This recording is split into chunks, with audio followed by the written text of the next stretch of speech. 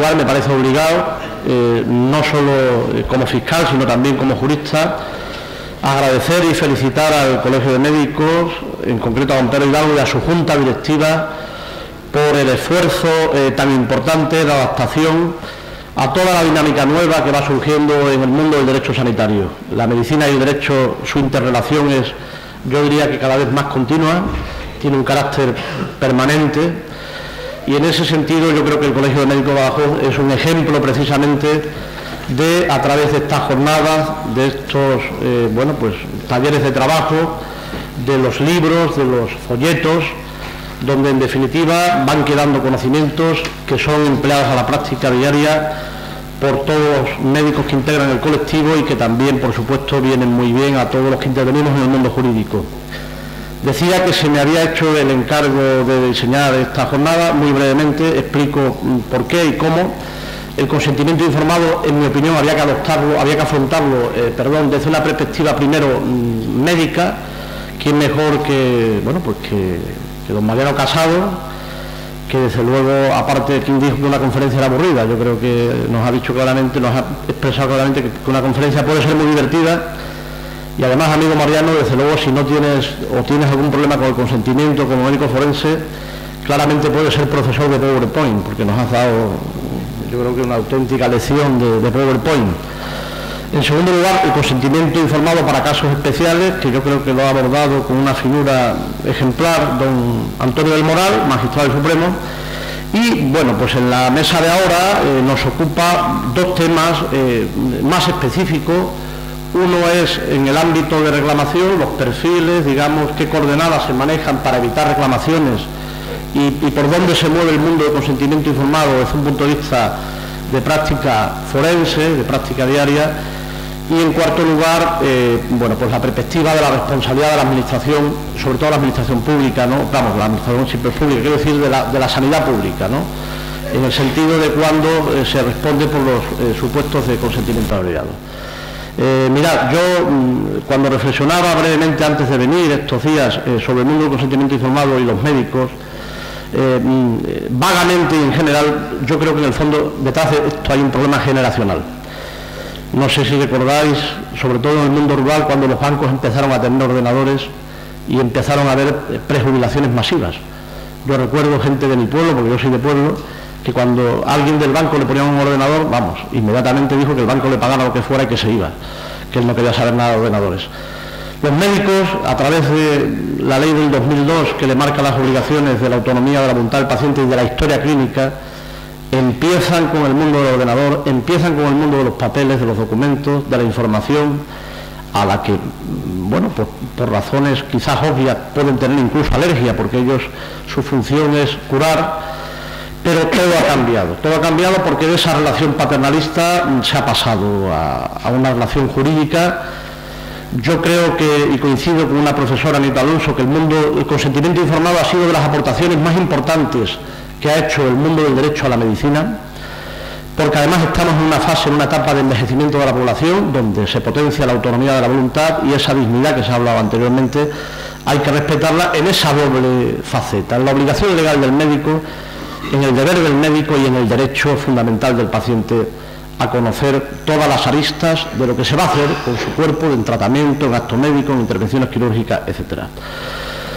En esta segunda parte tenemos la gran fortuna de contar con dos grandes espadas. A mi derecha, don Ricardo Lorenzo, que, a mí que me encanta el fútbol, si habláramos de fútbol, para muchos, lo digo por mayoría, es como el Real Madrid, el derecho sanitario. O el Barcelona, ¿quién sabe de Barcelona? O del Atlético, que vale por los dos juntos, pero bueno. Es decir, es hablar realmente de alguien pues que tiene una autoridad máxima, porque ha hecho infinidad de publicaciones. Yo creo recordar, en el año 2002, cuando se publicó la ley, que de las primeras publicaciones de la autonomía de la voluntad del paciente y la historia clínica fue suya. Aparte de que ha formado pues un elenco de personas, de iniciativas y sobre todo a través de la Asociación Española de Derecho Sanitario, en su edición anual del Congreso, como bien ha dicho don Pedro Hidalgo, pues sinceramente es espectacular el foro absolutamente multidiverso y disciplinar que se monta allí en el Colegio de Médicos de Madrid bajo la dirección, insisto, de don Ricardo Lorenzo, que es un factotum en el mundo del derecho sanitario. En segundo lugar, con el carácter ya más práctico de la jurisprudencia, me acompaña también don José Guerrero Zaplana, al que yo he tenido la fortuna de coincidir en este Congreso Nacional de Derecho Sanitario en varias ocasiones, y de él me ha llamado la atención, y yo creo que aquí hoy no va a ser en absoluto ninguna excepción, su carácter absolutamente práctico, que lo agradecemos, y estoy seguro que tanto los médicos como los juristas lo vamos a agradecer, porque yo participo también un poco de esa inquietud tuya de entrar en la jurisprudencia, de hacer bosquejo de la jurisprudencia, de tratar de sacar todo aquello que es importante y que en definitiva tiene relevancia en el mundo práctico. Sin más, porque no me quiero extender más, tiene la palabra don Ricardo Lorenzo. No hace falta todavía bajar la lluvia. Bueno, buenas tardes, muchísimas gracias. En primer lugar, Juan, yo les tengo que decir que yo fui el descubridor de Juan Calisto en una charla por estas tierras. Vi que le gustaban los temas de derecho sanitario, y en esa labor cotidiana mía de proselitismo, pues lo fui invitando a los congresos de derecho sanitario.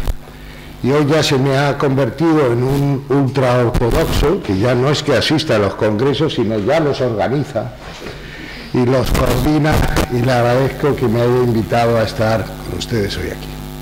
Y me van a permitir también una pequeña licencia, y es que detrás de esta coordinación pues hay un colegio, un presidente y una junta directiva. En primer lugar, yo tengo un afecto muy especial por este colegio, les voy a contar la anécdota, y además utilizando terminología del profesor Casado. Allá por el año 2008, me pidió el presidente que viniera en junio a dar una conferencia a este colegio, y allá por el mes de abril, pues a mí me dio un infarto de aquí te espero, del que me sacaron milagrosamente los médicos, debe ser en correspondencia a mis años de servicio. Y bueno, pues concurrí a este colegio. Yo lo tuve el infarto en el mes de abril, y en el mes de junio cumplí mi palabra y estaba en este colegio. Entonces, pues discrepando de la terminología de Casado, como verás, lo de paciente que tanto te gusta, en mi caso es impaciente, y en el caso de enfermo, pues es un enfermo con una salud de hierro. Aquí me recibió el doctor Hidalgo, y por eso me conservo también, me enseñó una dieta especial, que es la dieta del jamón recién infartado, que yo he seguido a rajatabla, y aquí me tienen ustedes. Y ahora en serio, a mí me gustaría dar las gracias institucionalmente al doctor Hidalgo por la labor que está haciendo en este colegio en pro del derecho sanitario.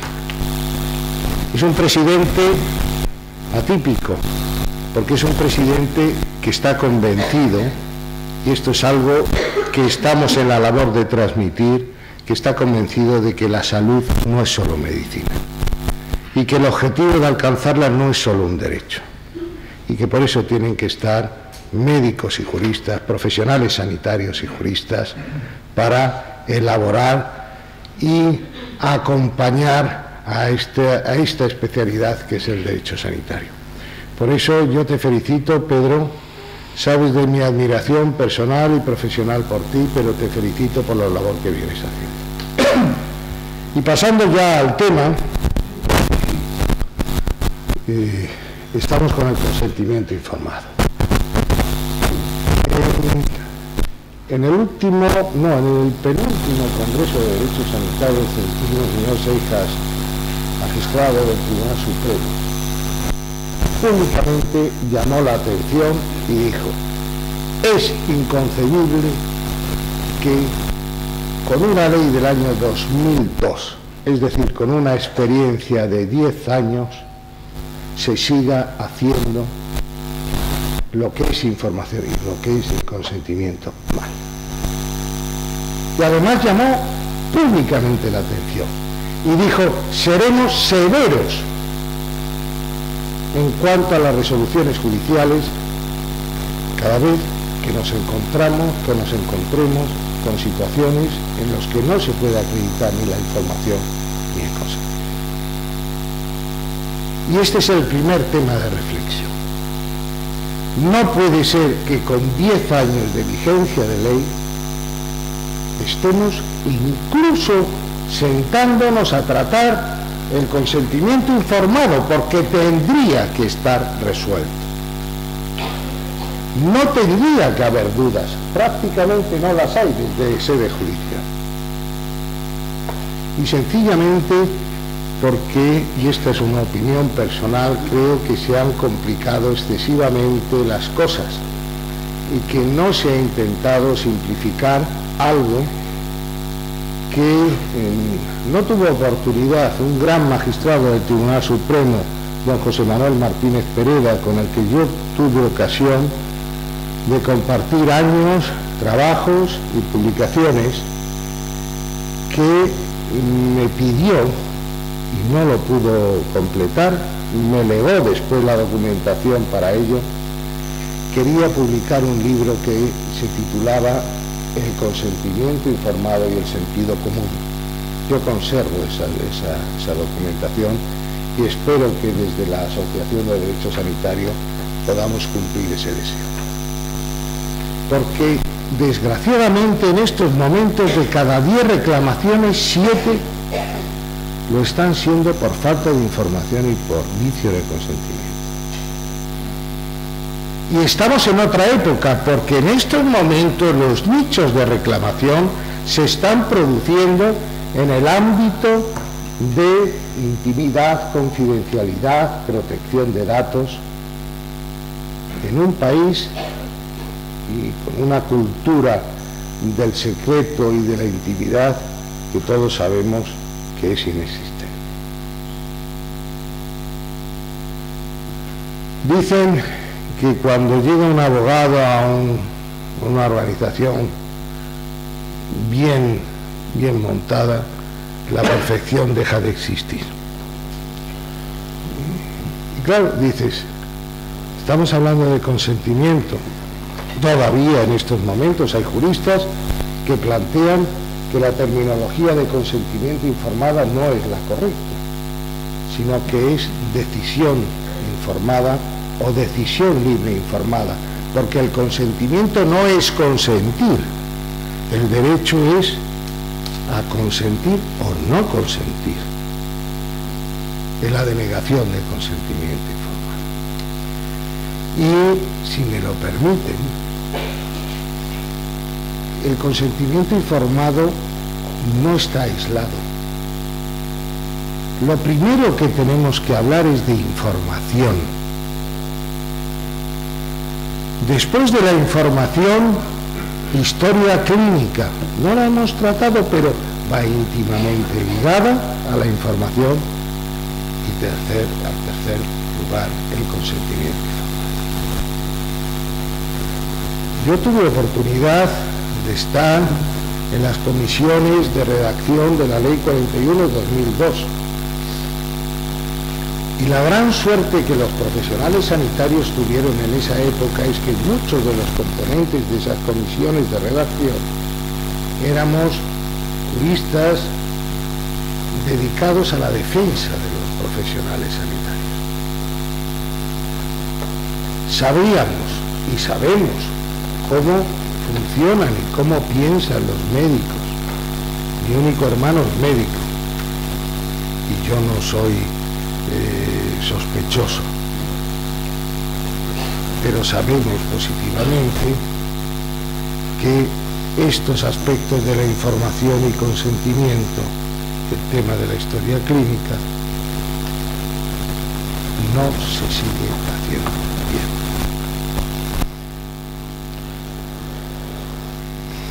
bien. Les voy a contar una pequeña anécdota que siempre cuento de mi anecdotario de enfermo con salud de hierro. Un buen día yo ingresé de urgencia en un hospital Y en ese afecto de los médicos, pues el quirófano se convirtió en el camarote de los hermanos March. Había de todas las especialidades. Y en un momento de máximo afecto, uno de los médicos me dice: bueno, Ricardo, como tú eres de los nuestros, ni consentimiento ni nada. Y me anestesiaron.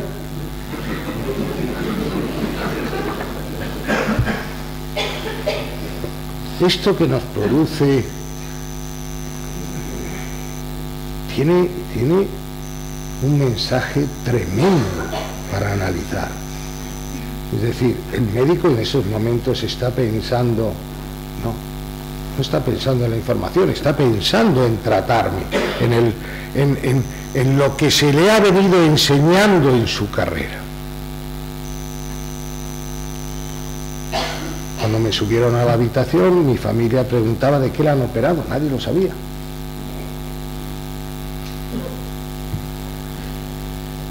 Es así como piensa el médico. Y por eso a mí me gustaría que en la exposición de esta media hora de hoy, desde un plano absolutamente práctico, yo he preparado unos papeles técnicos que espero que después puedan ser publicados, pero no me voy a ir de este colegio sin enseñarles el funcionamiento desde un planteamiento práctico de cómo debe ser el consentimiento. En primer lugar, información. Casi 40 años defendiendo a médicos me permiten decirle que el médico que más habla con sus pacientes es el menos demandado. Yo he conocido médicos que no documentan esa información en un documento de consentimiento informado y no son demandados. El establecimiento de ese proceso dialógico profesional-paciente es fundamental. Es fundamental. Debe hablarse. Y cuando se preparó la Ley 41/2002, consciente de ello dijimos: infórmese, háblese con constancia en la historia clínica. Estábamos diciendo, bueno, aunque se le olvide el documento de consentimiento informado, usted hable, pero usted deje constancia en la historia clínica.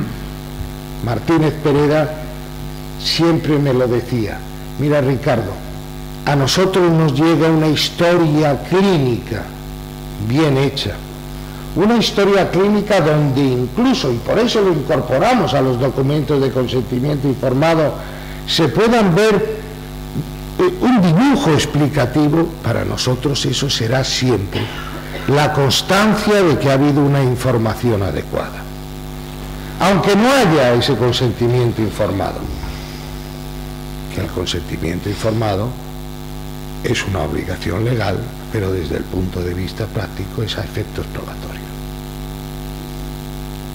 Por lo tanto, primer tema fundamental: hablar. El establecimiento de ese proceso dialógico de forma correcta. El médico tiene que asumir la autonomía de la voluntad del paciente. Tiene que permitir que el paciente pueda preguntar. Y ese proceso dialógico no abarca solo esa información al acto médico. Abarca también, como decía y leía el doctor Hidalgo, el proceso dialógico explicativo de cómo ha sido la intervención o de los efectos adversos que se hayan producido en la intervención. Muchas de las reclamaciones que se producen porque no se ha podido hablar con el médico. Muchas de las reclamaciones que se producen es porque le preguntan: ¿y a ti te han dicho o te han explicado esto? No, a mí no me han dicho y muchas también de las reclamaciones que se producen cuando otro médico le dice al paciente, bueno, ¿y esto quién se lo ha hecho a usted?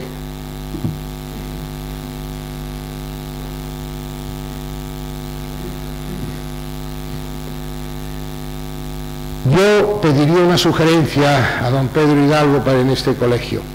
Yo sacaría la ley 41/2002 y la repartiría a todos los colegiados. Es una ley, sinceramente, que hoy todos los pacientes, todos los juristas la conocen y la desconocen total y absolutamente los médicos. No hablamos de la historia clínica, pero fíjense si esta ley es importante, que es la primera regulación que se hace en España de la historia clínica. Hasta el año 2002 no hubo regulación de historia clínica. Es la primera regulación donde se establecen los plazos de conservación de historia clínica. ¿Me pueden decir ustedes si eso es importante? Pues mire usted, es importantísimo. En estos momentos, nuestro despacho, el área procesal, está aquí mi hija, está defendiendo a viudas de médicos. Y no tenemos medios para defenderla, porque no tenemos historia clínica, porque no tenemos consentimiento informado que forma parte de la historia clínica. ¿Y por qué? Pues mire, el plazo de prescripción de las acciones civiles, o lo que es lo mismo para los médicos, el tiempo necesario para que un paciente pueda reclamar contra un profesional sanitario, es de 15 años. Y la doctrina del Tribunal Supremo ha establecido que sí, que son 15 años, pero a partir del momento en el que se tiene conocimiento del daño. Por lo tanto, nos podemos ir a 30 años. Analicen lo que es llegar a un tema de hace 30 años, en pesetas de antes que ahora se reclaman en euros de hoy, cuando no había seguro de responsabilidad, y en los momentos en los que los herederos, que han aceptado la herencia y en consecuencia han aceptado derechos y obligaciones, se encuentran que tienen que responder con todo su patrimonio ante una reclamación hoy de 1 millón de euros, de medio millón de euros. Esto es importantísimo y ustedes como médicos no pueden ignorar el contenido de esta ley, que es sencillita, lo que dice de la historia clínica, donde les está diciendo que hay que hacer la historia clínica bien, que se ha perdido la cultura de una historia clínica bien. Me está correspondiendo a mí darle las pautas de defensa. Usted, si yo estoy dando una información al paciente y el paciente me está preguntando, yo dejo constancia en la historia clínica, que dará una acreditación de que yo el proceso dialógico, las preguntas y respuestas las he contestado. E incluso me puede decir el paciente, ojo, soy abogado.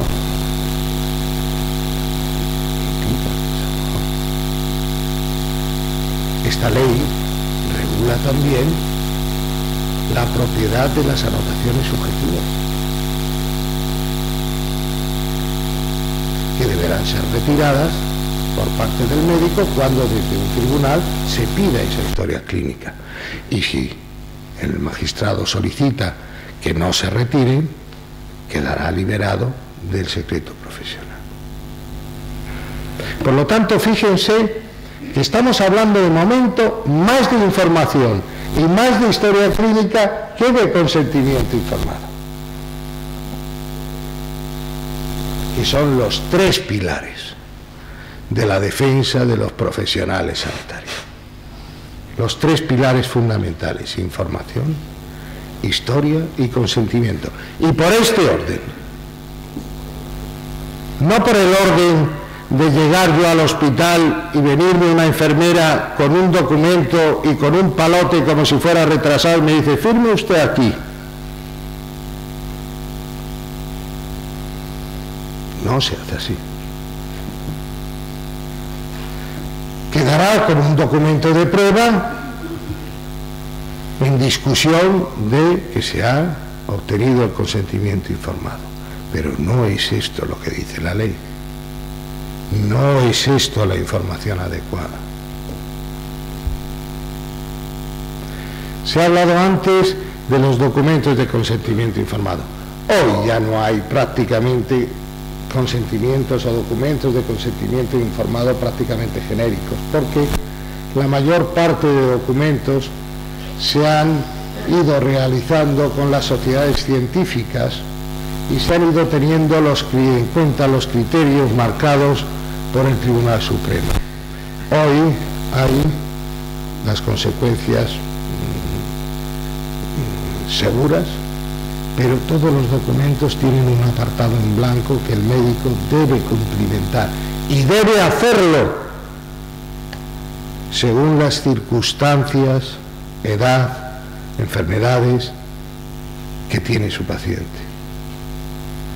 Y en determinadas especialidades, lo que decía el desaparecido magistrado Martínez Pereda, dibújenlo, explíquenlo. Desde el ámbito estético, pues un pinchazo de ácido hialurónico, explique usted dónde lo va a poner, qué es lo que va a hacer. Una intervención quirúrgica, dibújelo. Es la mejor prueba. Y hoy muchos de los documentos de consentimiento informado van así. Lo que pasa es que la información no se produce, es decir, se recoge el documento de consentimiento y después nos encontramos también con documentos de consentimiento informado que ya a su vez incluyen, porque ya son las guindas, pues una autorización para grabar imágenes, otra autorización para... No, eso no es el documento de consentimiento.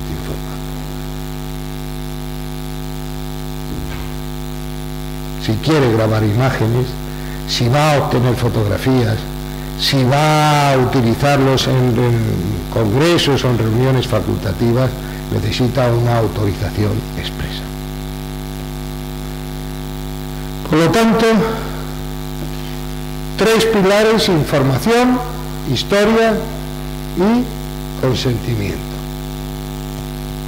Esa es la clave. Y después una explicación que yo estoy seguro van a entender todos los médicos. Yo, enfermo, acepto los riesgos que usted, doctor, me ha informado. Y de aquellos que no me ha informado, yo se lo agradezco infinitamente, pero los ha aceptado usted. Ese es el funcionamiento del consentimiento. De ahí que se requiera esa información previa. La regla general es que la información será verbal. Como decía el profesor Casado, se debe documentar por escrito en intervenciones quirúrgicas, en las 3 que establece la ley. Pero fíjense y no se les olvide, si ustedes no me informan de determinados riesgos, yo, enfermo, se lo agradezco porque están ustedes asumiendo el riesgo. Pero si usted me informa de todos los riesgos, los asumo yo. Yo tomo la decisión. Yo consiento. ¿Ustedes recuerdan esa escena patética de cuando Paquirri va a la enfermería recién cogido y cómo le explica al médico? Se establece un proceso dialógico diciendo: ha sido una cornada con una entrada de tanto por aquí y por allá, y a continuación le dice: haga usted, doctor, lo que tenga que hacer. Ese es el proceso dialógico. Eso evitará infinidad de reclamaciones. La historia clínica, cumpliméntenla correctamente, y obtengan el documento de consentimiento informado en debidas condiciones, no a través de la enfermería, que es una cobertura, pero no es lo que debe ser. Yo me he permitido, no sé si esto lo haré, a modo de conclusión, establecer unas pautas o unos principios. Se ha dicho aquí, lo ha dicho magníficamente Mariano Casado en su exposición, estamos ante un derecho fundamental, consagrado incluso en la sentencia del Tribunal Constitucional que se ha referenciado. Pero lo van a entender mucho mejor. Es un derecho fundamental en cuanto que conforma la decisión del paciente. Según ustedes me informen, yo tomo mi decisión, conforma la decisión, y por lo tanto es un derecho fundamental. El documento de consentimiento informado no es un fin en sí mismo. Insisto que como enfermo con una salud de hierro y mi relación con los médicos permanentemente, pues le has tomado el consentimiento informado. Pues si no se trata de tomar te ha firmado el documento, no, le has informado adecuadamente. Nunca debe concebirse este documento de forma defensiva. Esta es otra teoría que muchos médicos piensan, que el documento de consentimiento les exonera, e incluso asociaciones de pacientes, que en una primera época decían esto del consentimiento es para los médicos liberarse. No, mire usted, el consentimiento informado es la acreditación de una información adecuada, y lo único que establece es que ha cumplido lo que establece la ley. Ahora bien, responderá del resultado de su intervención. Tiene un valor probatorio esencial en su existencia y en su contenido. Es lo que les decía. 3 minutos, señor Lorenzo. Sí, ya estoy terminando. La información ha de adaptarse al interlocutor que la reciba. Eso es lo que llamamos ese proceso dialógico. Explicarlo. Muchas veces, incluso los más cultos intentan apartarse de la realidad y no quieren saberlo. Bien, está también consagrado el derecho a no saber, pero que les quede constancia escrita, también lo dice la ley. Solicitar consentimiento por representación cuando sea necesario.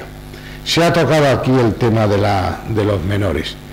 Yo recuerdo que con el anterior ministro de Justicia, desde la organización médica colegial, tuvimos que corregirle porque dijo que en España existía una mayoría de edad sanitaria. En España no existe ninguna mayoría de edad sanitaria, como sí existe en Francia y como sí existe en Inglaterra, el acta inglesa.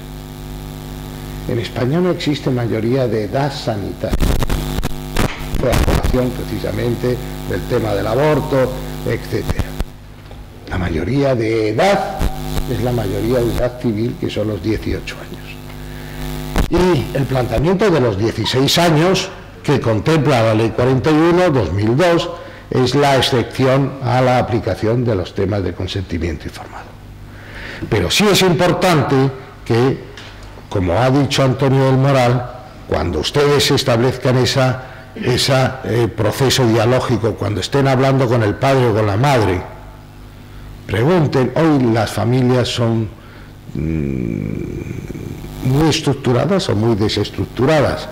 No se sabe qué es lo políticamente en estos momentos correcto, pero evidentemente pueden plantearse situaciones no de 16 años en las que el menor toma la decisión y no tiene nada que opinar los padres, pero sí con menores de 16, de 12 a 16.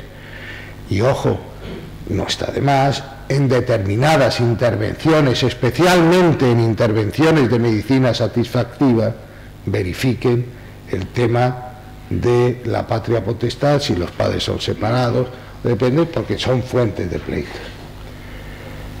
Una atención a la descripción de los riesgos, lo he dicho antes,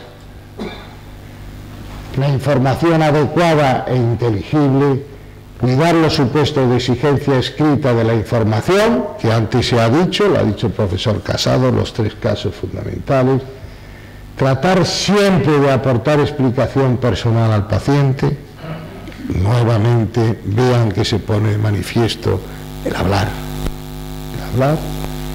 y si la información es verbal, dejar constancia escrita de este extremo en la historia clínica. No lo digo yo, lo dice la ley. Después, pues empiecen a fijarse en los futuros nichos de reclamación. Esto supérenlo, pero léanse la ley. Por favor, léanse la ley. Muchas gracias.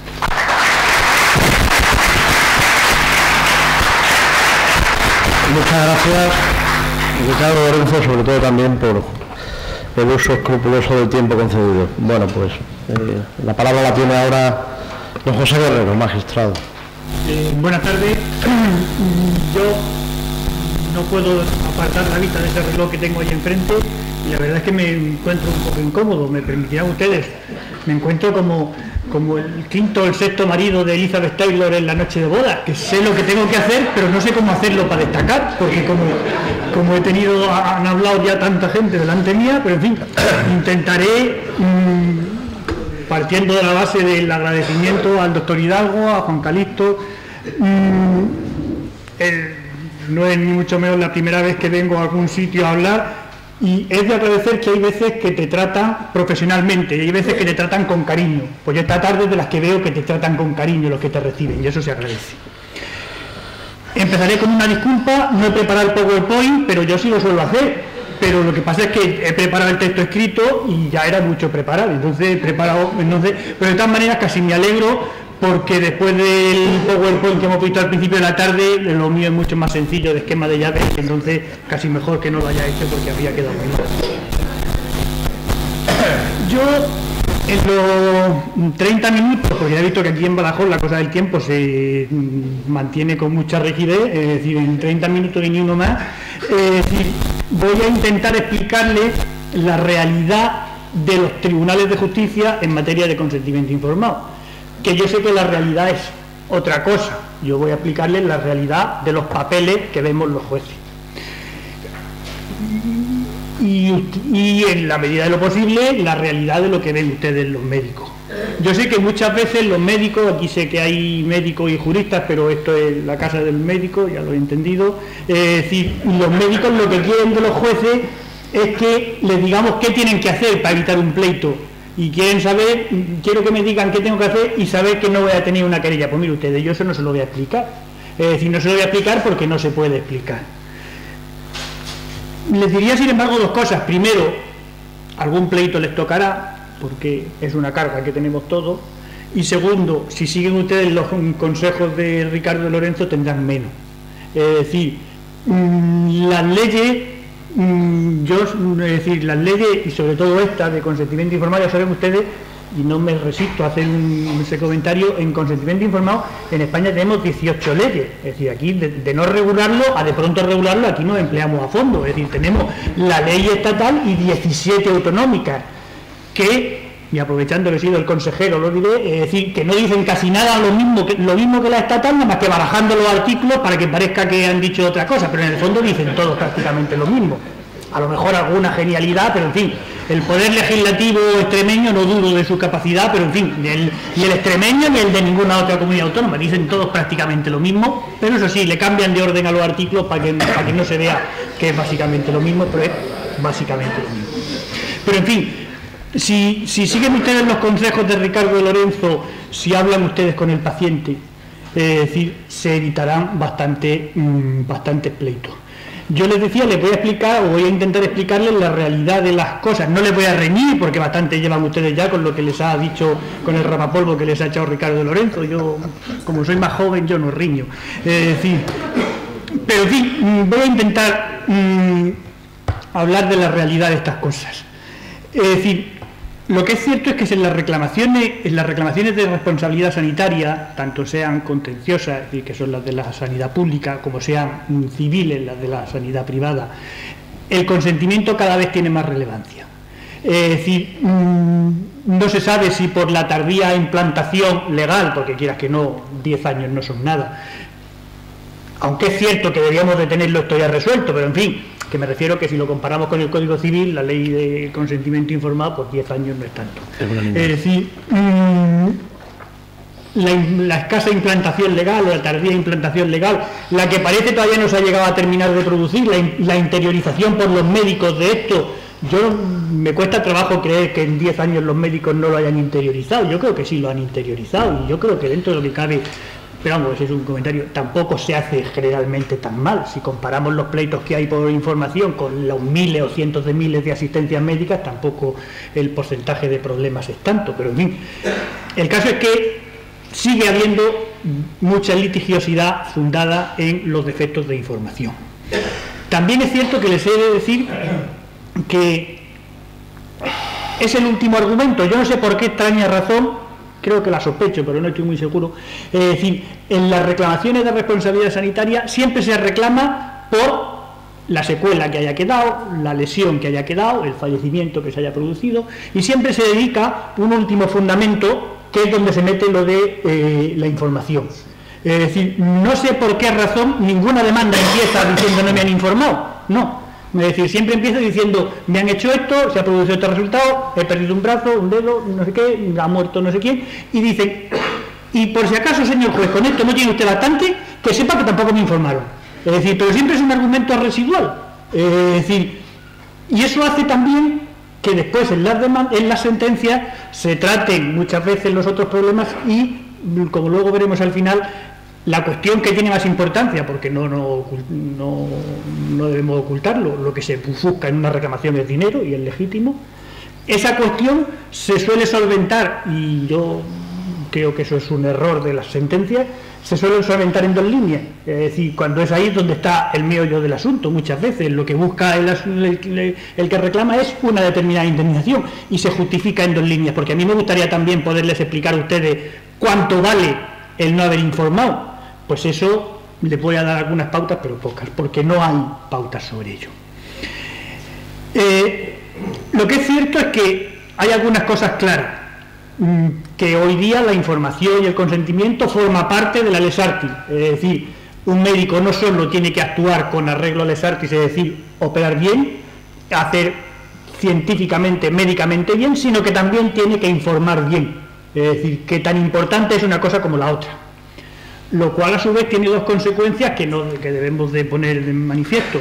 Es decir, si se informa, la asistencia tiene que ser conforme a la lex artis. Es decir, un médico no puede decir yo informo y como he informado allá la salud del paciente, porque yo con informar tengo bastante. No, oiga, usted tiene que informar y se consiente, pero se consiente un tratamiento correcto, parece obvio. Y la segunda parte, la otra cara de la moneda, si no se informa, es decir, el médico no debe de responder de todo lo que pueda pasar. Es decir, si no se informa, el médico deberá responder de no haber informado, pero no deberá responder de la secuela que se haya producido, del fallecimiento que se haya producido, cuando no tenga relación causal con el hecho de no haber informado, aunque no haber informado genera una responsabilidad, como sin duda ahora veremos. Es decir, tenía alguna sentencia aquí que explicaba eso. Es decir, la asistencia de consentimiento informado, yo suelo citar sentencias siempre muy recientes, esta es del 2012, recurso 1777. Es decir, la asistencia de consentimiento informado no obliga al paciente a asumir cualquier riesgo derivado de una prestación asistencial inadecuada. Es decir, por el hecho de que me informen, diga, usted me informa, pero a continuación me trata correctamente, no me haga responsable a mí de lo que pase por sencillamente haber informado. E informar no es patente de corso para la actuación posterior. Sobre que información y consentimiento son dos caras de la misma moneda, ya creo que se ha hablado esta tarde, es decir, es consentimiento informado, consentimiento precedido de información, la información para el consentimiento. Yo no he entendido nunca que las leyes se regulen de modo separado información y consentimiento, como si fueran dos cosas distintas, si es lo mismo. Es decir, son dos cosas que no se pueden separar. Tenía algunas cuestiones, pero que creo que voy a omitir, porque como les decía antes, al hablar del último ya se han tratado esas cuestiones sobre a quién se tiene que informar, sobre quién tiene que recibir la información, sobre los actos médicos que hay que informar. Yo he dicho alguna vez, y yo a lo mejor, como soy murciano, soy un poco exagerado, pero en fin, pero yo creo que es así. Es decir, si la ley, yo hablo de la ley 41/2002, de la ley 3/2005 no hablo, aunque la respeto, pero vamos, no hablo porque no, vamos, me la leí antes de ayer y vi que tampoco arrojaba ninguna novedad que a mí me pareciera muy relevante para estos preceptos que a mí me ocupan. Pero en fin, si la ley 41/2002 la aplicaran ustedes, los médicos, de modo rígido, pararían los hospitales. Es decir, pararían los hospitales. Entonces, ¿qué es lo que hace falta? De lo que también se ha hablado esta tarde, sentido común. Es decir, apliquemos la ley, porque la ley hay que aplicarla, pero apliquémosla con sentido común, lo cual no quiere decir que tengan ustedes que informar menos, no me malinterpreten. Es decir, aplíquenla con sentido común. Es decir, en relación a los actos médicos a los que hay que informar, es decir, en relación al contenido de las hojas de información. Es decir, no podemos convertir los pleitos de reclamaciones sanitarias en una carrera a la búsqueda de la hoja de información. Si me da igual si está la hoja de información, como si en la historia clínica hay 25 hojas de información, lo que hay que conseguir es que el paciente esté informado y que el paciente haya consentido. Es decir, no puede ser la historia clínica una agrupación de hojas de información y que el paciente al final no sepa lo que se ha hecho.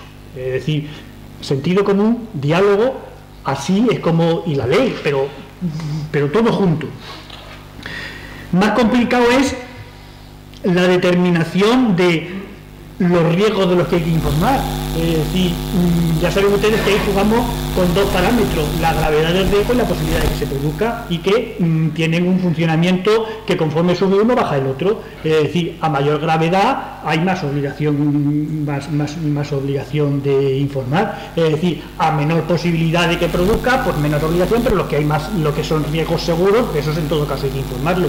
Por lo tanto, establecer, es decir, esa seguridad, tienen, como les decía al principio, a lo mejor algunos de ustedes quieren, yo quiero saber lo que tengo que poner en la hoja de información. Pues mire usted, sentido común, leerse un poquito la ley, que no viene mal, decir, y a continuación práctica.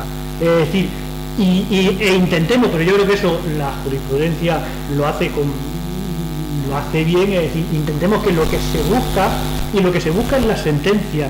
Y si leen ustedes sentencias, yo las leo creo que todas, del Supremo, desde luego, sobre información y consentimiento. Es decir, lo que se busca no es si se ha cumplido el requisito formal de la ley, de lo que si se ha informado de la secuela correspondiente, sino si se ha llegado a que en el ánimo del paciente haya información suficiente para tomar la decisión. Es decir, creo que eso es lo fundamental. Saben ustedes de sobra, y no se lo voy a decir ahora, como hay jurisprudencia de sobra también que dice que tan perjudicial es el exceso de información como la falta de información. Tan desinformador es no informar como informar en exceso. Es decir, por lo tanto, la garantía, la seguridad, qué difícil es. Les tenía citada alguna sentencia en donde no hay hoja de consentimiento, pero sin embargo se dice hay información suficiente porque hay anotaciones en la historia clínica, porque de este documento, deducimos, dice la sala del Tribunal Supremo, que había información. Por lo tanto, eso es lo que se busca en la sentencia. Lo que la jurisprudencia busca es saber si de verdad el paciente ha conocido los riesgos que asumía, partiendo de cuál es el fundamento del consentimiento. El fundamento del consentimiento es la autonomía de la voluntad, es decir, que el paciente sepa a qué se enfrentaba y en qué circunstancias lo hacía. Voy a hacer ahora, antes de ser amonestado,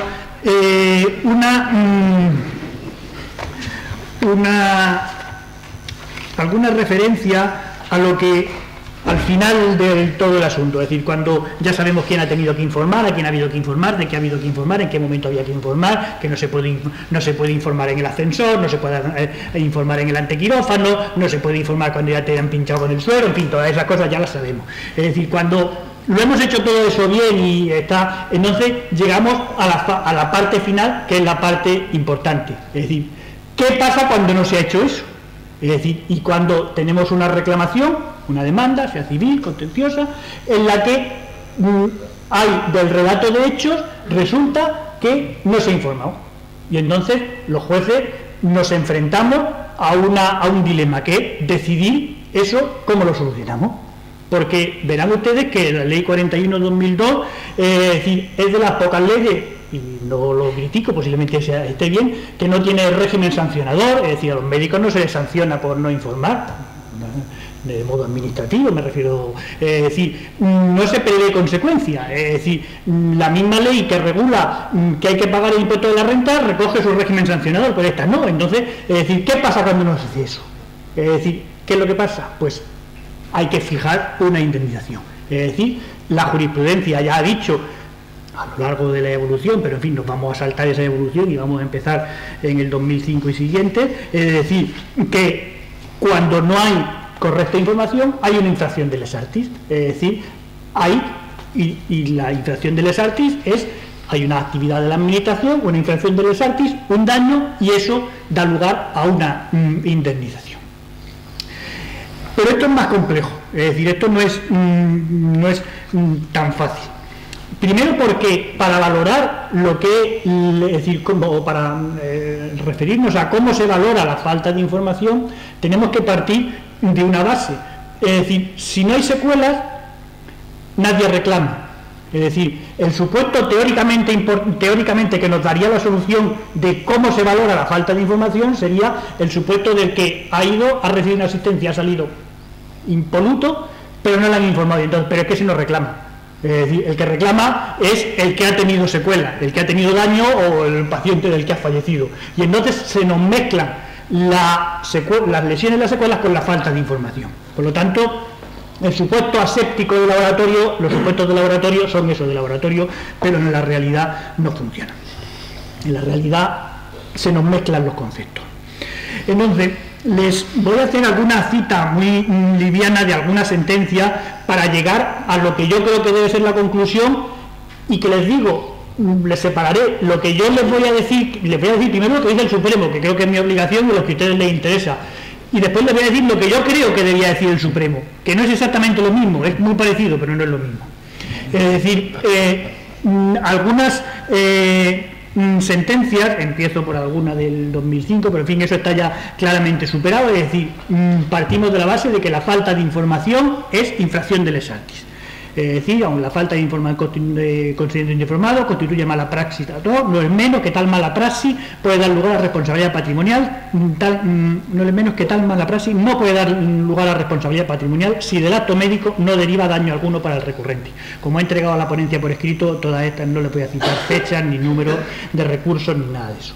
Es decir, a partir ya del año 2005, el Tribunal Supremo, la Sala del Contencioso, dice bien claro que la falta de información supone infracción de les artis y que eso da lugar a responsabilidad si se produce un daño. Hay muchas sentencias sobre ello, es decir, pero el problema que se plantea es ¿y a qué daño se está refiriendo usted? Es decir, ¿se está refiriendo usted a un daño físico o se está refiriendo usted a un simple daño moral? Porque en responsabilidad patrimonial, cualquier clase de responsabilidad patrimonial, se valoran los daños físicos y los daños morales.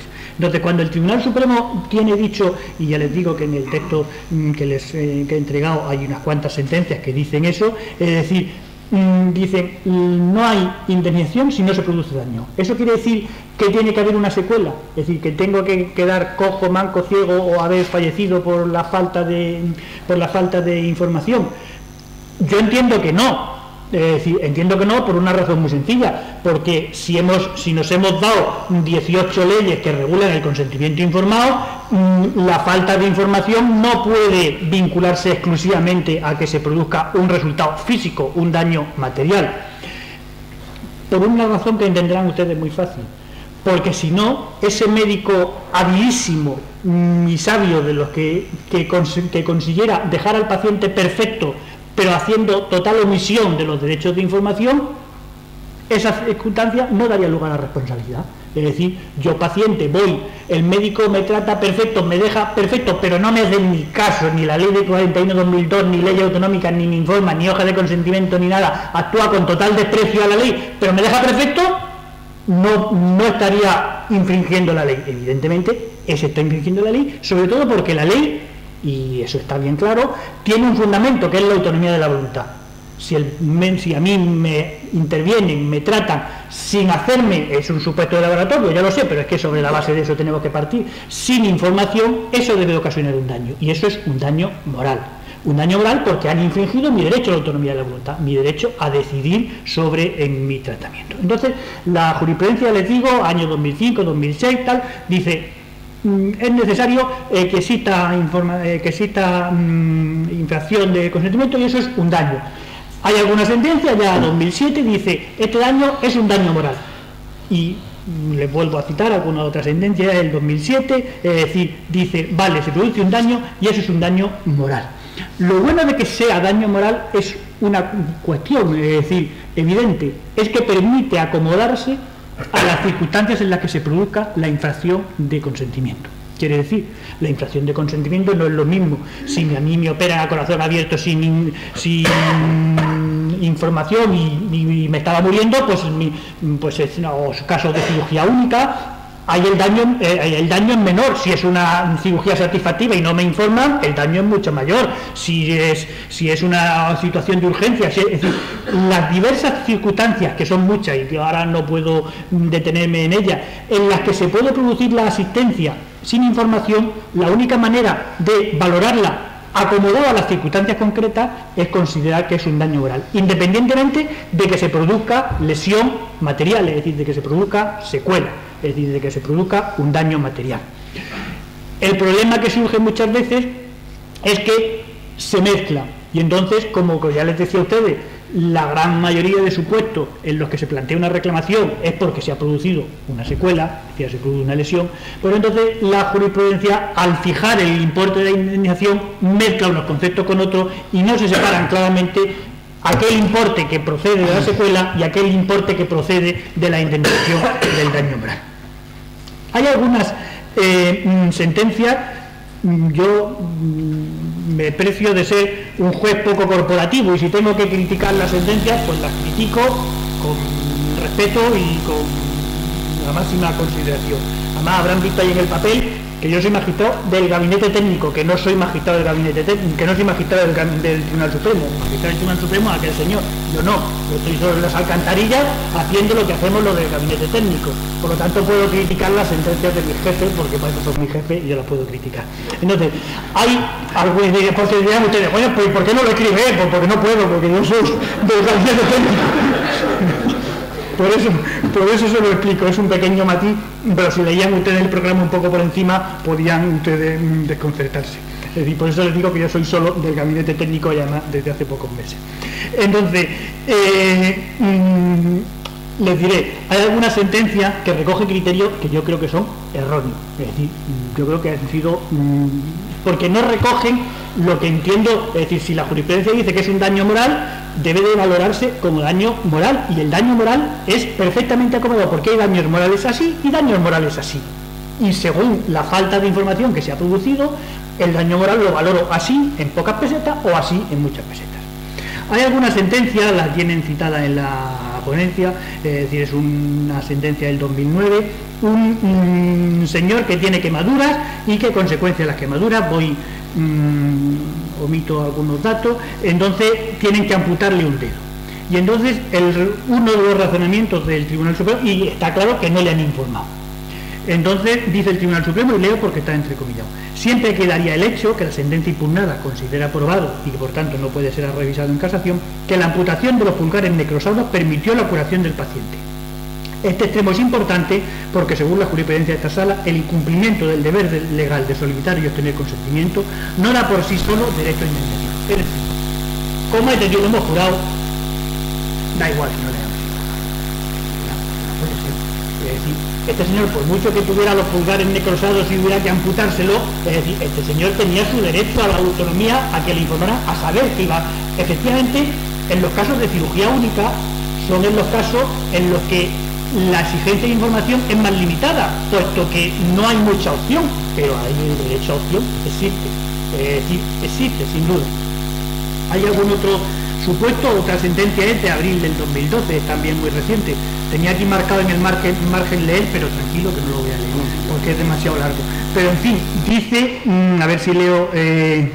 procede en definitiva la estimación del recurso de casación en lo referido a la insuficiencia o inexistencia de consentimiento informado. Es decir, el Tribunal Supremo dice, no le han informado. Dice, pero al no acreditarse, sino todo lo contrario, que se haya actuado con mala praxis, entendemos que en este supuesto específico debemos desestimar la pretensión de responsabilidad patrimonial. Es decir, no le han informado, pero como la actuación ha sido correcta, pues no tenemos que indemnizar. Oiga, no, vamos a ver. Esto es el caso del médico que actúa correctamente, pero que actúa con desprecio, entiéndanmelo ustedes, sin aplicar la ley 41/2002. En estos supuestos hay un daño moral, que el daño moral es más pequeño que si la operan de una reducción de mama sin consentimiento, supuesto que me imagino que es completamente imposible, pero en fin, en un supuesto de cirugía satisfactiva claramente, pero evidentemente ahí existe también un daño. No se preocupen ustedes, que esto yo creo que son sentencias que no responden a una línea jurisprudencial estable, son sentencias que aplican. El problema de la jurisprudencia en materia de responsabilidad patrimonial es que es lo que se ha llamado siempre justicia del caso concreto. Entonces, tratar de aplicar los criterios de un caso a otro caso es muy difícil. De todas maneras, tengo citado aquí alguna otra sentencia que yo creo que vuelve al camino que yo me atrevo, que yo vaya a decirle al Tribunal Supremo lo que es el camino correcto, quizá es una osadía por mi parte, pero en fin, lo que yo creo que es correcto. Es decir, aquí les tengo entrecomillado alguna otra sentencia. Como sabemos, eludir el deber de obtener el consentimiento informado del paciente constituye una infracción de la ley Sartí-Tajó y revela una manifestación anormal del servicio sanitario, pero aquella produce en quien lo padece un daño moral reparable económicamente ante la privación de la capacidad de decidir que sin razón alguna le fue sustraída. Es decir, esto sí.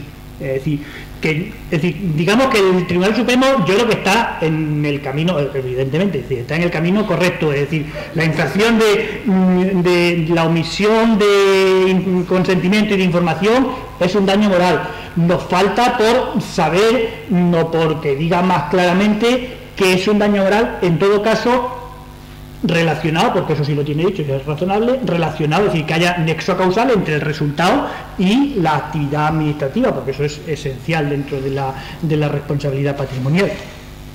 Pero en esos casos de cirugía única yo creo que son algunos supuestos un poco excesivos que, vamos, yo he leído literalmente, por lo tanto no se me puede, no los he sacado de contexto. Esta es la que les quería decir, la última, la tengo aquí, de noviembre del 2011. El incumplimiento de aquellos deberes de información solo deviene irrelevante y no da derecho a indemnización cuando ese resultado dañoso o perjudicial no tiene su causa en el acto médico. Es decir, mientras que el resultado tenga relación causal con el acto médico, es un daño moral y es indemnizable. Es decir, creo que la conclusión que debemos obtener, yo creo que es la razonable, que es un daño moral, que el daño moral por sí mismo es difícil de valorar en dinero por su propia naturaleza. Y solo decirle, porque es lo que me falta, y me dicen ustedes, ¿y qué indemnización fijan? Pues el Tribunal Supremo, y yo cuando tenga ocasión a mi jefe se lo voy a decir. Es decir, yo creo que hay que motivarlo más. Es decir, porque tienen puesto unos criterios y es un criterio que utilizan con mucha frecuencia. Es decir, entre 30 y 60.000 euros. Ya me lo dice, ya hay muchas sentencias que dicen entre 30 y 60.000 euros. Que bueno, que podría ser es un parámetro bastante razonable. Es decir, ya sabemos que más o menos hay. Pero claro, los supuestos son muy distintos y entonces no es lo mismo la tetraplegia que le han doblado un meñique. Entonces, pero bueno, tenemos ese criterio, pero hay algunas veces en que saltan cantidades mucho mayores, con un razonamiento de un par de líneas. Entonces, pero en todo caso dice una cosa que yo creo que es fundamental, es decir, cuando el que lo ha pedido pide 150.000 euros y la parte contraria no se ha opuesto a esa valoración, el Tribunal Supremo la da por buena muchas veces. Entonces, porque, bueno, sobre todo en el Tribunal Supremo que viene de la primera instancia, tampoco tiene que, la función del Tribunal Supremo no es entrar en esa valoración, sobre todo si no se ha opuesto la parte contraria. Pero en fin, que el arco de indemnización es amplio todavía, quedémonos con eso que lo ha dicho el Tribunal Supremo ya en varias ocasiones, entre 30 y 60.000 euros, y en la necesidad de que la parte que reclame justifique motivadamente la cantidad que solicita. Uy, me he pasado un poco. No. Vale. Nada, muchas gracias. En hora.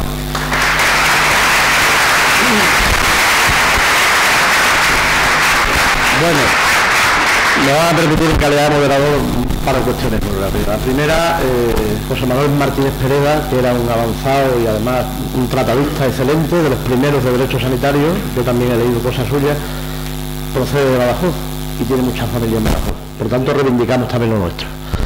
En segundo lugar, decir a todos, aunque imagino que don Pedro Hidalgo ya lo ha comunicado sobradamente, que el regalo de estas 4 ponencias por escrito, que desde luego creo que es un verdadero regalo, aunque me repita, va a estar por escrito y lo vamos a poder disponer, lo cual es, bueno, pues yo creo que un premio maravilloso, ¿no?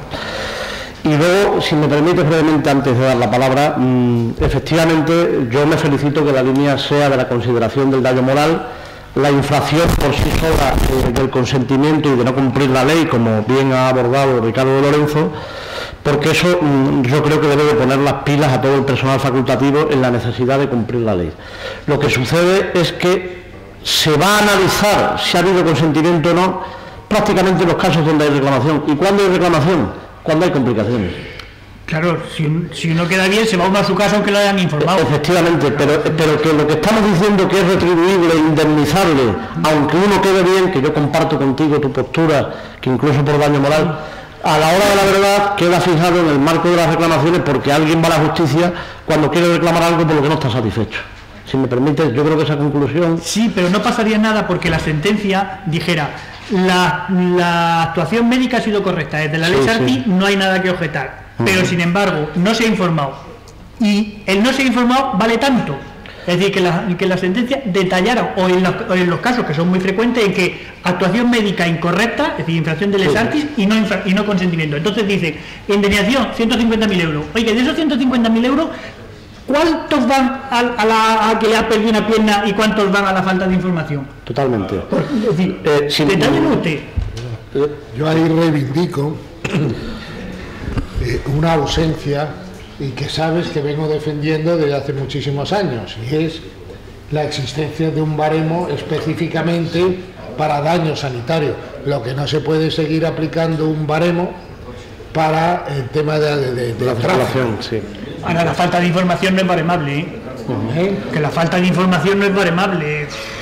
Lo que pasa es que en este tema de la información, desde un punto de vista práctico, nosotros los abogados estamos viendo que se nos complica todavía mucho más, porque ahora mismo se ha puesto de moda que aparte de incorporar el tema de la falta de información o de consentimiento al final de las demandas, paralelamente además presentan una denuncia ante la Agencia Estatal de Protección de Datos diciendo que han pedido la historia clínica, y es mentira, o la han pedido y todavía no se la han dado, y dicen que no se la han dado, con lo cual paralelamente abren también un tema de todos modos, yo para concluir, yo creo que esa línea es la que se va siguiendo, incluso en las audiencias, haciéndose eco de esta jurisprudencia del Supremo. A mí me ha llamado la atención de una sentencia de una prótesis de mama que se le puso en el 2001, que no estaba ni la ley siquiera, y la Audiencia de Madrid, en una sentencia del 2011, ha condenado al médico porque no se le advirtió del riesgo de rotura por la vía del consentimiento, y por lo tanto yo creo que nos tenemos que felicitar que la línea se abra por ahí. Bien, por favor, el uso de la palabra por parte del público. Allí atrás. Buenas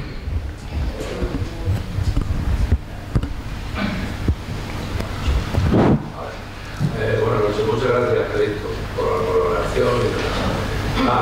Me acojo a no me tomes como agravante ni la alevosía ni la premeditación, que no la sin la nocturnidad, porque evidentemente las horas son las que son. Pero porque ahora he querido utilizar yo como médico una segunda hora. Como anteriormente te diría que yo pertenezco a la generación de los 6, 7, 8 y 9, no la de los 12, 13, 14 y futuros 15 que decía don Mariano Casado en su programa. Yo vuelvo a repetir la pregunta que hice antes. Evidentemente la segunda opinión no es un médico, es un abogado. Para todas las especialidades médicas consentimiento informado, para todos los actos médicos consentimiento informado, esa era una. La otra era, yo como perito judicial, ¿a qué rango legal me debo de acoger? Que no lo conozco. O lo único que tengo que hacer es decirle a su señoría, cuando voy de perito de parte, mire usted, señoría, esta señora tiene una incapacidad absoluta concedida hace 20 años, las ciencias han avanzado, esta señora no tiene derecho a esa incapacidad permanente absoluta, por lo cual me estoy cargando directamente a esa mujer y de paso tocando al sistema público, que es la que le tenía que visitar. Si esta señora no tiene derecho a solicitar una incapacidad de orfandad, porque es que no tiene una incapacidad permanente absoluta a fecha de hoy, hace 20 años atrás sí, pero las ciencias han avanzado y su patología se puede resolver y hacerla útil a la sociedad.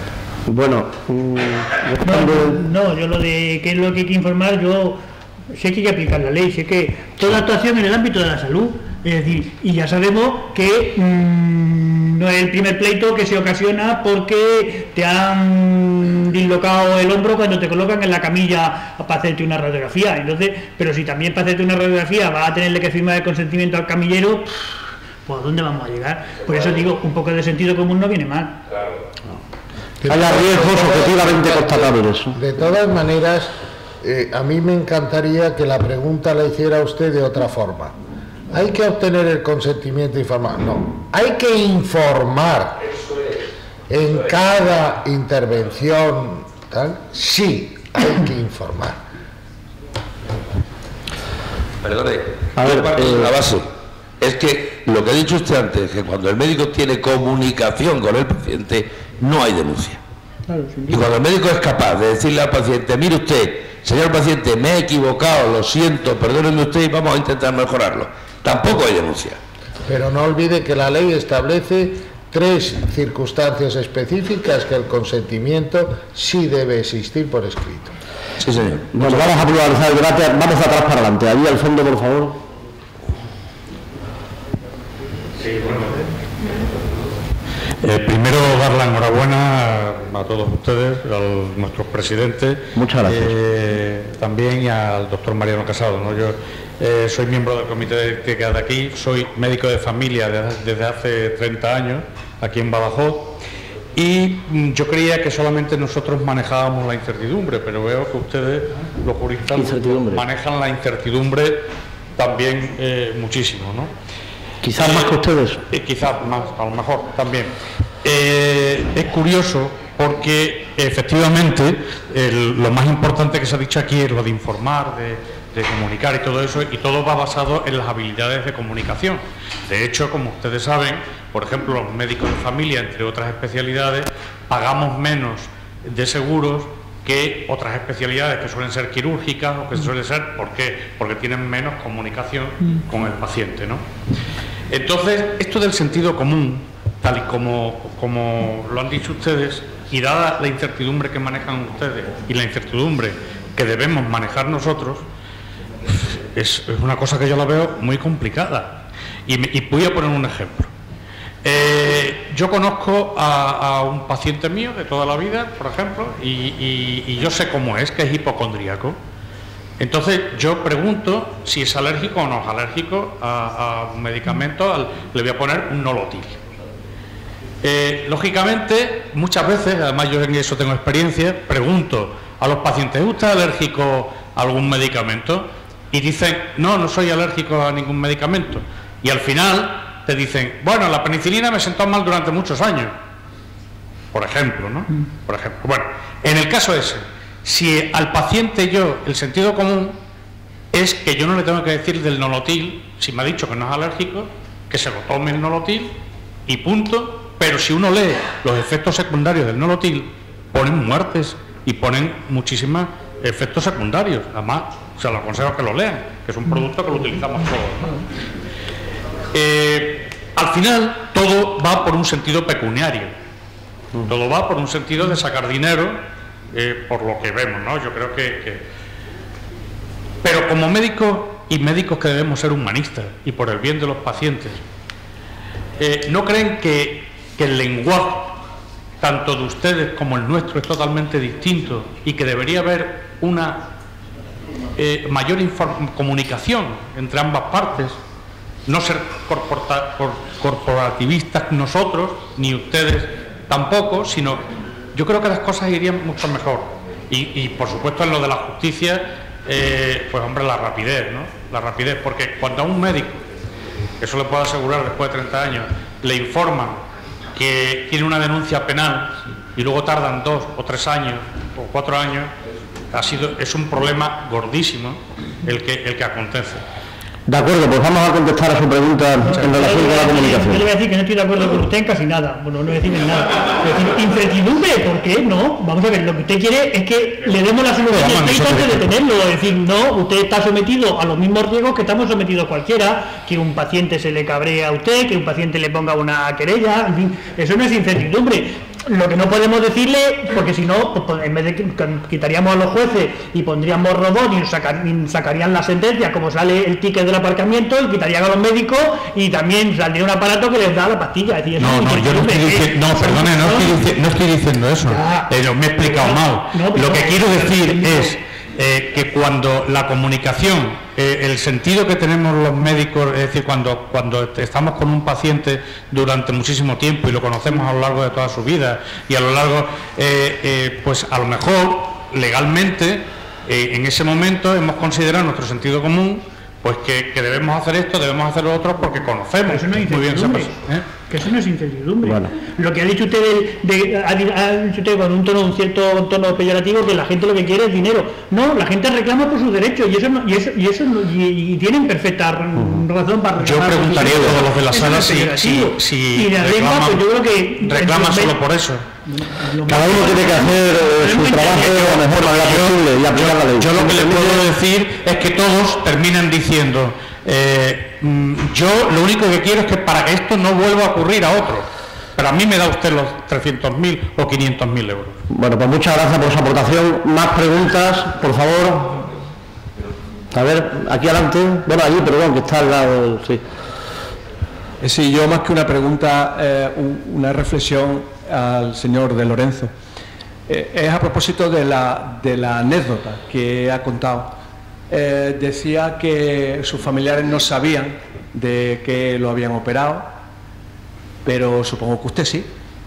¿A usted el médico que lo operó no le había informado a usted personalmente de lo que le iba a hacer y de lo que le iba a operar? Tenga usted la completa seguridad que no, porque yo estaba en quirófano y me dijeron, como tú eres de los nuestros, ni consentimiento ni nada. Y es más, yo me entero.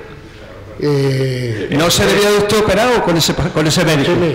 Después de haberme quitado la vesícula, estaba yo, ese día había un proceso de selección de una secretaria para ver la velocidad, la persona que la tenía que hacer no estaba, y cogí un libro, La actualidad de derecho sanitario, y empecé a leer una sentencia que precisamente era el mismo caso mío que había fallecido.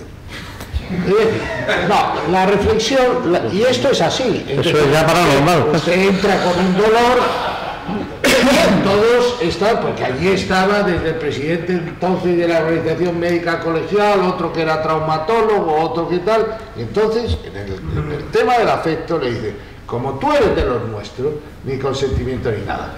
Y esto es lo que tenemos que profundizar en el sentido de que el consentimiento no es un obstáculo, que no estamos ante una carga administrativa, que esto es algo normal, que tenemos que aplicar con sentido común y explicando los riesgos que existen, como los abogados tenemos que explicar esos riesgos. Hoy estamos ya en el siglo XXI y hemos superado un montón de cosas. Esa incomunicación, disculpe doctor, de médicos y juristas no existe. Eso está tan superado como superado está que cada vez que yo iba antes a una charla antes de la ley 41/2002 me preguntaban siempre, ¿y de quién son propiedad las historias clínicas? Y se montaba pero ya está superado, como está superado el tema de los testigos de Jehová que hemos tratado y demás. No hay incomunicación. Le invito a que vaya usted todos los octubres al Congreso de Derecho Sanitario, donde nos reunimos médicos, profesionales sanitarios, informadores de la salud, juristas, magistrados, y ya verá usted cómo no hay incomunicación. Bueno, él ha dicho incertidumbre, perdón, incertidumbre plena muchas veces no existe. Bueno, claro. Por favor, aquí adelante. Bueno, bien. Hola, buenas noches a todos. Antes de nada, bueno, quería darle la enhorabuena a todos los ponentes de la tarde porque me ha parecido extraordinario. Y bueno, quería hacer una pregunta a la mesa en general. A ver, es el caso, bueno, de, por ejemplo, un médico cirujano que va a informar a su paciente de la intervención que le va a hacer, pero es una intervención importante, una intervención con gravedad, y no le explica la gravedad de la misma, sino que le hace ver, bueno, pues que es una intervención que tampoco conlleva muchos riesgos y por lo tanto tampoco le explica los riesgos que pueden ocurrir. Y como consecuencia de la intervención, la paciente o el paciente fallece. Entonces, ¿qué responsabilidad tendría ese médico? Porque el paciente ha firmado el consentimiento y claro, un consentimiento bien estructurado, pues aparecen todos esos riesgos, pero claro, el paciente no tiene conocimiento de medicina, no sabe interpretar o simplemente no tiene ningún conocimiento de qué puede pasar. Entonces, bueno, pues ¿qué responsabilidad puede tener ese médico? Contesta tú, contesta yo, contesta... Sí. Igual, mire usted, ahí está el tema de que antes hemos tratado, el tema probatorio y el tema de la habilidad de los abogados. Yo podría comparecer aquí y decir, miren ustedes, me da lo mismo que informen, que no informen y tal. Usted que le firmen el documento. No es así, y lo he dicho. Se sigue haciendo así, pero claro, si el abogado de la parte contraria tiene la habilidad y la capacidad de probar precisamente que se firmó, porque en el tema sanitario se invierte la carga de la prueba, pues entonces se puede encontrar, como muchas sentencias se están dictando, que se consigue probar que hay un documento de consentimiento informado, pero no hubo información. Ahora bien, si está firmado, a quien corresponde ya es a la otra parte, pero evidentemente lo que estamos hablando aquí no es, como antes he dicho, de cumplir un tema para cubrir el expediente, ¿no? Estamos estableciendo lo que es un derecho fundamental, que es el derecho a la información, y además con las pautas de constancia en la historia clínica y después a efectos probatorios el documento de consentimiento informado. Y un documento de consentimiento informado en el que se ven los dibujos, en el que se ve específicamente los riesgos que una persona tiene, pues es una correcta información. Por favor. Sí, bueno, lo primero es sumarme a las felicitaciones a los ponentes, a Juan Calixto como coordinador y a nuestro presidente por organizar esta jornada. Y después, como un par de reflexiones y preguntas, yo como anestesista he vivido muy de cerca todo el inicio de la judicialización de la medicina. Yo recuerdo la primera sentencia donde hubo una anestesista condenada por una reacción alérgica, porque podía haber una reacción y había un daño, podía haber una condena. En este caso aquello paralizó prácticamente los quirófanos de toda España, hubo reuniones urgentes de las sociedades de anestesia, de alergia y bueno, a raíz de ahí se empezó a funcionar ya pensando en la justicia, ¿no? Antes se ha dicho también que los médicos dominamos el PowerPoint, dominamos la informática, somos espabilados, ¿no? Y de hecho yo entré hace 22 años en el Hospital Infanta Cristina y ya había un ordenador sin disco duro para un programa de gestión de preoperatorio, ¿no? Pero ¿por qué no hemos asumido y no hemos interiorizado este tema, ¿no? El tema de información, el tema de preoperatorio, en nuestro caso el tema de consentimiento informado? Yo creo que esa irrupción de la justicia en la medicina de manera tan brusca quizás ha sido lo que ha creado un poco de rechazo. Nos ha resultado algo incómodo, algo que no nos resultaba útil como sí lo era la informática, nos ha creado rechazo y lo hemos visto como una imposición más que como un beneficio, que yo creo que lo es, y que por supuesto la información clara y directa al paciente es un beneficio para ellos y para nosotros, así como una historia clínica en condiciones es un beneficio para ellos y para nosotros, ¿no? Entonces no sé si quizás si esa integración de justicia-medicina hubiera sido de una manera más consensuada, de una manera más paulatina, si hubiera tenido un mayor éxito en su implantación, ¿no? Y por otra parte, hay un momento,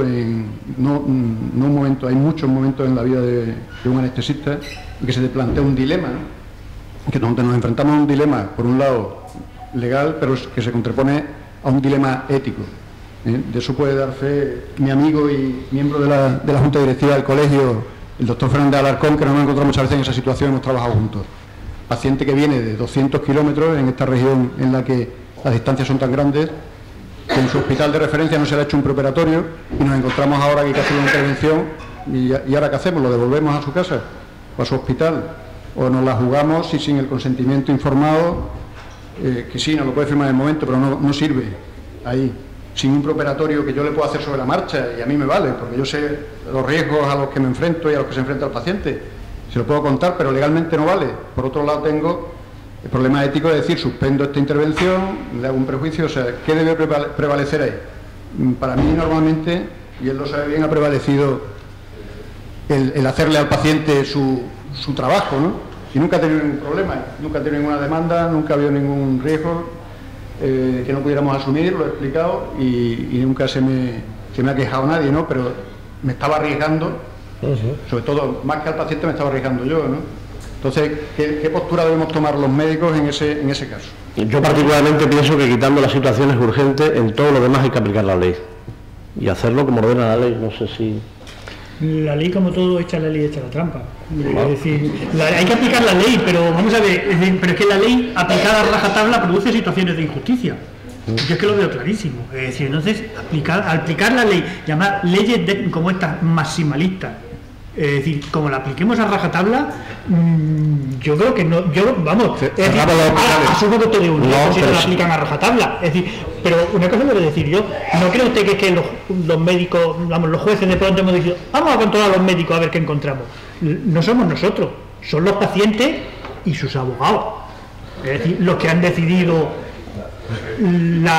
iniciar la guerra, o como la queremos llamar, contra los médicos. Los jueces estamos tranquilos en nuestro despacho, es decir, y entonces la evolución, las leyes nuevas y los abogados, que hay muchos, es los que han decidido iniciar una vía, que muchas veces saben perfectamente, y ustedes tampoco, que están abocadas al fracaso. Pero, yo lo entiendo porque claro, que el planteamiento que hace, es decir, primero, el tema de los anestesistas, yo lo recuerdo perfectamente, como precisamente Martínez Pereda y Enrique Ruiz Vadillo, visto cuando entendieron, y de ahí se puso de manifiesto la necesidad de comunicación entre juristas y médicos, porque no es lo mismo tomar una decisión en una situación de urgencia, claro, que explicar una urgencia en una sala de un juicio con los peritos y demás.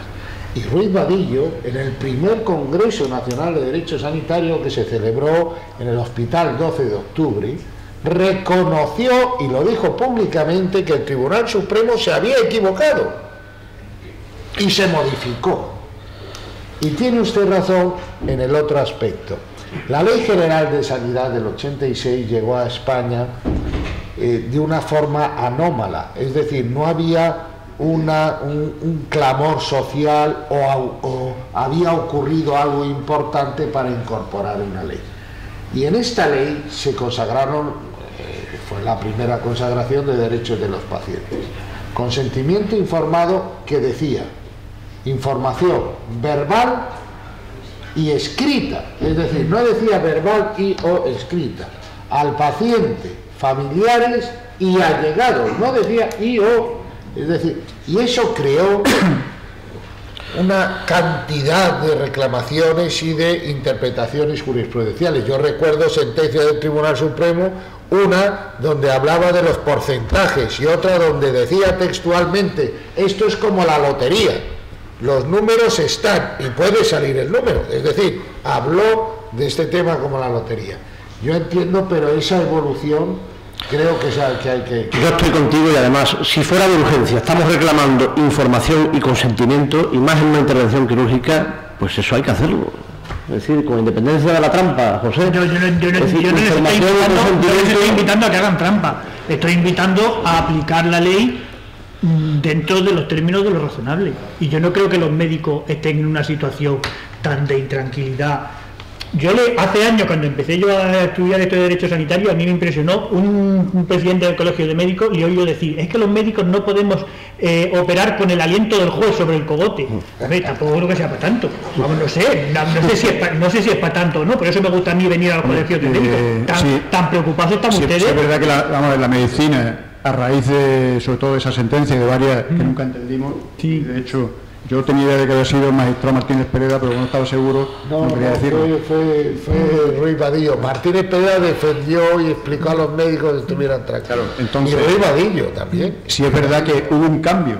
Hubo un cambio en cuanto a la medicina defensiva. O sea, que eso nos ha llevado a yo, que ahora soy gerente del Servicio Extremeño de Salud, me acuerdo de aquello porque nos ha llevado un incremento del gasto tremendo, ¿no? O sea, vale, pero si el médico se esfuerza, se puede combinar perfectamente paternalismo y garantía. El médico puede ser afectuoso, comprensivo, cariñoso y al mismo tiempo explicar, informar y recogerlo por escrito. Sí, pero muchas gracias a los ponentes, y con esto yo creo que damos por finalizado. Muchas gracias.